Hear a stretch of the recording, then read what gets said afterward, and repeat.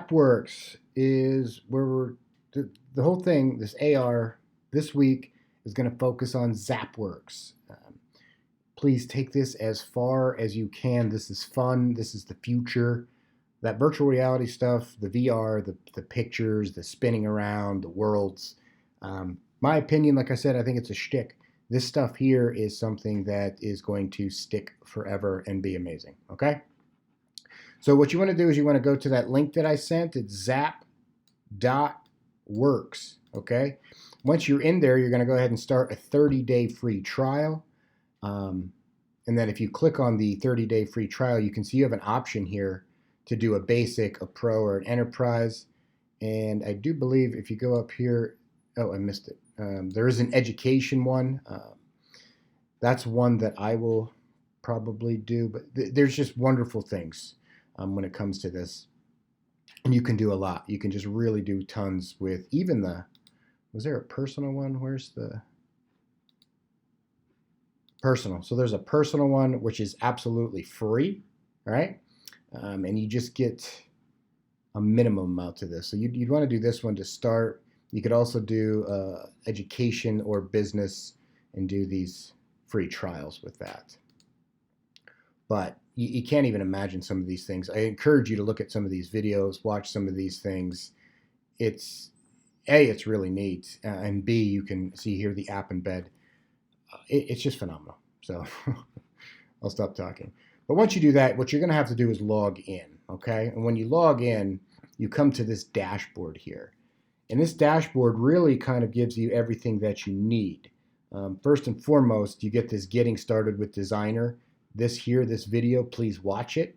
It'll be all about getting yourself kind of involved in what happens here. You have this getting started with Studio as well. There's an introduction video to Studio. You're going to want to download Studio. Okay, so Studio is where we're going to kind of make some of the things, most of the things for that matter. But basically, once you sign in, you're at this spot. The first thing that you're going to want to do is make a new Zap code. Okay, before you start watching any of the videos and all that stuff, just quickly make a new Zap code. Do whatever it is that you want, you know. So I'm just going to go ahead and say IIT. It doesn't matter, really. It really doesn't. And then it says select tool. You can do designer. So for those of you that want to start off doing something a designer, which is exactly what it says here, it's a drag and drop virtual content. That's fine. But mostly you're going to do studio. It's up to you. I would really prefer that you do one in each. Like start off in designer, kind of get the design concept, the design theory down of how it works and all that, and then come over and do something on your own in the studio. Yeah. So I'm just going to do studio just to show you. Create Zap code. There you go. So I have it. There it is. And the thing is, once you have this here, this is again like your dashboard. Consider it a library almost. You can do just about anything you want with it. You are going to have to, what I did was I clicked on it. I don't know if you saw that. I clicked on it. And that is, if you want to make marker-based stuff and things, which is exactly what you'll do, you're going to want to download this Zap code. Okay? So that's that. Really, you can do much. Please play around with this. Look around. The user interface on this is incredibly good. And again, it's a lot of drag and drop. Okay? So mess around with this for a little bit, whatever it is that you want to do. But then you're going to want to jump over into the studio. And the studio looks like this. Okay? And it's all inclusive. You're really going to want to do a lot with this. I'm going to show you just a little bit, just to keep it simple, but there's nothing that I'm going to say that they don't do better, right? Because you can see right here, it says get started with tutorials and documentation. When I click on that, it takes you right to this Zapworks, and here it is. I mean, you could do introduction, controllers and state, timelines, tracking images. They have step-by-step tutorials on a 3D photo feature, which is neat. 3D videos. You can do interactive 360, right? So just like we've been doing to this point in some of the other softwares. They have a penalty shootout game. I think he's still doing there's more articles. He's still doing a masking, which is really cool. But all of these things, your assignment is to do at least one of these. I'm not sure which one yet. Probably just going to let you choose. And then they have all of this scripting. If you really want to get into maybe doing some buttons and interaction with that, you can do that. But these are examples that are just phenomenal. And I think maybe I don't know yet. But there you go. That is Studio. That is all the documentation. You literally have that. If you come back here then to the Studio, you can see that I'm going to just go ahead and say new project. When I do a new project, you have to name it, of course, right? Which is fine. But then all of these examples are already in there, right? Like, look at this. You could do a 360, just click on it and swap out images. There's a tracking. There's a grab and go, right? So it's all about the screen coming and going. We don't have to worry about that. Masking objects is a really neat one. 3D photo feature, that's where you're posing with things, whatever. But look at this one, a mini solar system, an interactive solar system, so that you could do something like that. But I'm just going to do a blank one, just to go over the interface a little bit. And this, you can already tell, is a lot simpler than anything that we would have done in Unity, right? So this is your design space right here, this big green thing. Your hierarchy, can you see that well? Let me just make sure I'm doing that in the window that it should be here.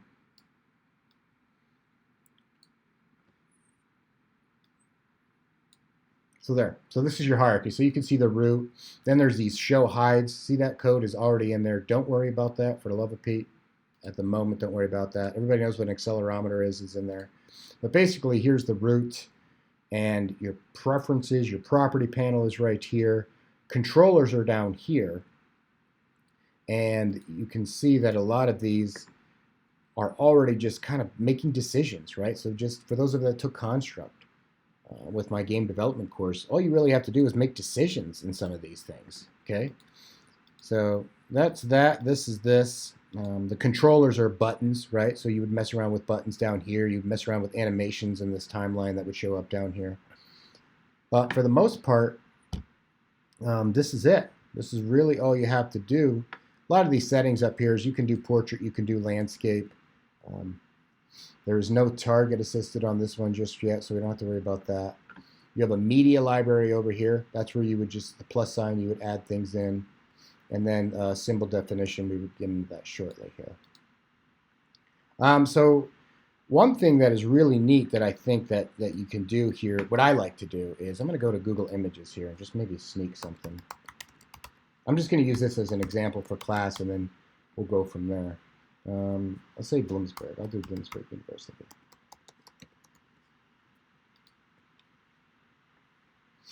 So let's see. Is there anything that's real? So there's Elwell, right? What is that? That is not Bloomsburg, is it? No. Okay, whatever. So here we go. We got Elwell. So I'm going to save this.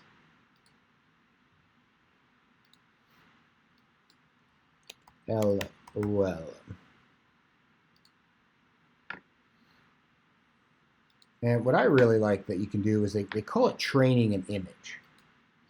So you saw that I was messing around with that marker, right? So a lot of what augmented reality is, and I know we talked about it in the first class, right? So we have marker based where you would see this marker and something would happen. We have the plane recognition. We have all of that, which we can certainly do. But what I like about it is how you can really do some embedding with it, kind of make it more natural as if it's not part of a marker, okay? Like if you had a magazine article or something like that where you wanted to use a picture. And you can do that real easy here. I'm just going to click plus here and import media.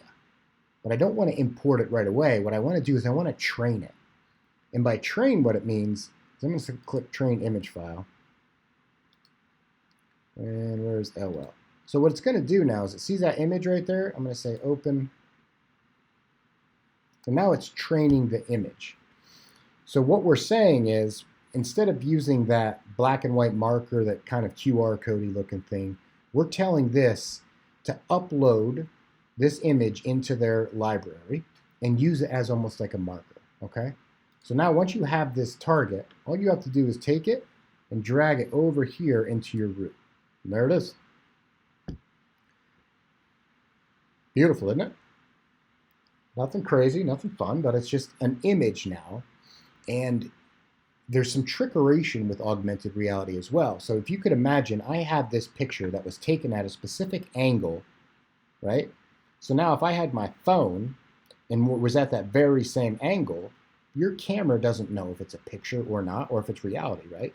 So you could very well implement some sort of augmented reality or information over top of this, um, just by standing at that exact angle the picture was taken. I don't know if I'm making sense, but whatever.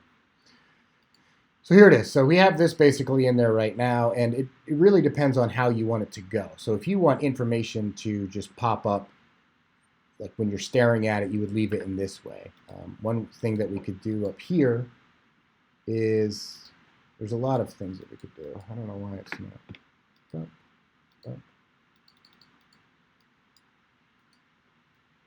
Whoops, I could zoom in and out. I can move it. I can rotate it. And this is the angle. So if it was something that you wanted to kind of pop off the page, like let's say this was an article we were making in a magazine, and we wanted them to point their phone at this and something popped up. You could move this around as such, so that way we would mimic kind of how it's going to look, right? And then after that, you really don't have to do much else. I mean, we literally just decided to train that image. So now every time Zapper, once we download the app, sees that image, we're saying that we want something to happen, right? So I'll go up here and I'm going to go, and I'm not going to do anything too crazy. See, you could do masks right away. Photosphere, I don't want to do that. I'm just going to do font. So let me just do a Roboto Light. So now that I have my font in there, right, all I have to do is I'm going to drag that over, and I want to keep it underneath there. See what I did there? So I didn't just put it in the hierarchy. I wanted to make sure that it happened underneath my ZPT, my Zapper code there. So there's my text. And now that I have that highlighted, I have all these things up here that I can mess around with. So S is size, right? So just like in Unity, I have my little size things where I can change it. R is rotation. So now I'm going to stand this up a little bit. Something like that. P is position, so I want this to be, here's good. And should be good. Now what I want to, Now what I want to do is just make sure that, there we go, it's right dead in the middle like that. But you see how it's connecting to it? Like it's just, no matter what I do, that text is now connected to that image, right? So that's all fine and good. I'll just leave it as such. And then, of course, I can change my text over here in the property. So right now it says text. So I can say LL Hall.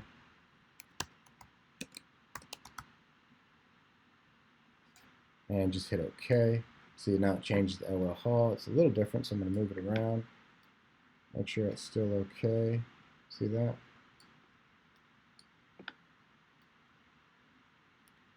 And then I can do all these things. So I want it to fit. I can change the lines, the line scale, all this stuff over here.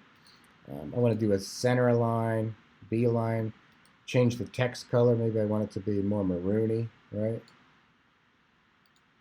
There we go. I can do a nice shadow, and I can even add a shadow. So 5. I don't believe you're going to see that until it's actually published, but there's a nice shadow we can put on it. Let's see. None of these other things are necessary. But there you have it. You know, you can do some neat things with that and see what happens, right? So you get the point. I mean, you could do whatever you want. Now you can also import 3D objects that would show up there that you can pinch and zoom. You could do shapes. The masking one is really cool. If you wanted to do that sort of tutorial, you could. But the next thing that you would have to do, and it's not too crazy, is just practice this. Before you get too far into any one of those tutorials or anything like that, just practice this, right?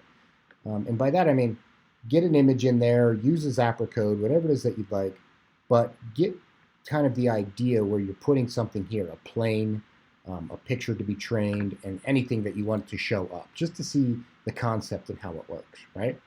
Because the next thing that we would have to do is, you still need that Zapper code, but since we train that image, you need both of them, right? So I'm going to come back here, and I'm going to download my zap code. And I'm just going to do a PNG, not to make it too crazy. IIT, save it. Now you can do what I'm about to do. You could probably do this even in PowerPoint. You don't have to do it in Photoshop. I'm just used to it. So I'm going to open up. I'm just going to do, I'm going to say open desktop. And the first thing I'm going to do is get my LWL JPEG. And the other thing that I have to do, I'm going to just do a place in bed, is I need that IIT PNG somewhere. It doesn't need to be big by any way, shape, or form, but it needs to be somewhere on that picture.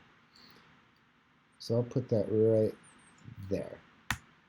So now that I have that, it's going to recognize this picture, associate it with my zapper, and then it will augment that LWL Hall text that I have on it. So file, save as, no, file export.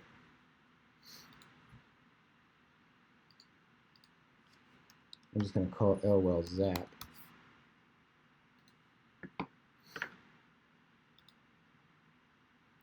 So now we're good, right? So now it's basically all that's going to happen is you're going to have to go and I think I can get to the, I'll just do it from the website. So where's the zap R? You need download app store badges. Do I want badges? No, I do not want app store badges.